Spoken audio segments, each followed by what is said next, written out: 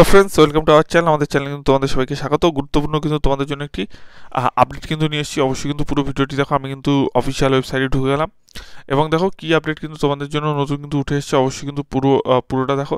তো দেখো এখানে কিন্তু এই যে ফ্রেশ মেরিট লিস্ট, এখানে কিন্তু এই যে দেখতেই পাচ্ছ তোমরা কিন্তু recruitment for the constable and lady constable 2020 অর্থাৎ 2020 সালের একটি মেরিট লিস্ট। এখানে দেখো লেখা আছে 22/1/2024, অর্থাৎ আজকে কিন্তু পাবলিশ হয়েছে fresh merit list professionally recommended candidates and result sheet in respect 13 candidates.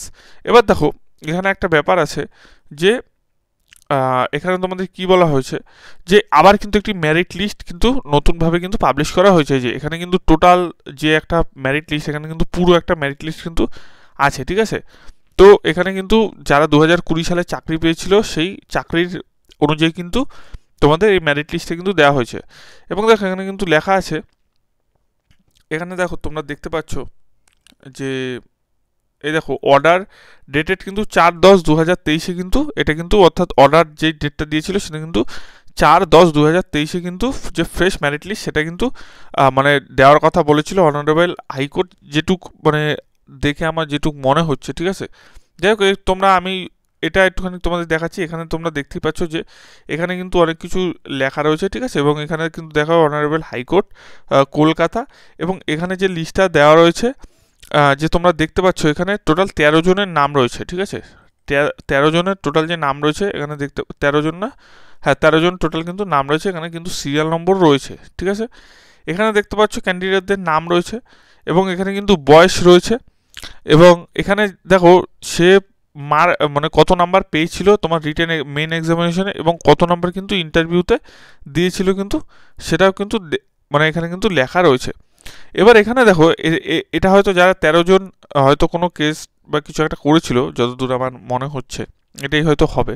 যাই হোক এখান থেকে কিন্তু তোমরা দেখতে পাচ্ছ যে সিলেক্টেড হয়েছে কজন। এখানে কিন্তু দেখো নট রিকমেন্ডেড, অর্থাৎ এ হয়নি, এ কিন্তু হয়েছে যে প্রফেশনালি কিন্তু recommended post of constable and lady constable 2020। তো 1 জন 2 জন 3 জন 4 জন, ঠিক আছে। এখান থেকে কিন্তু 4 জন হলো, আর এখান থেকে কিন্তু 1 জন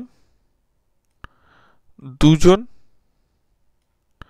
3 জন, এখানে কিন্তু 4 জন আর 3 জন কিন্তু 7 জনের হয়েছে। কিন্তু এখানের যে আছে একজন, এই যে শুভঙ্কর সপ্তপতি 1993 সাল ইউআর, ঠিক আছে। এই কিন্তু NA, অর্থাৎ এ কিন্তু হয়তো এর বয়স বা কিছু হয়তো NA একদম দেওয়া আছে।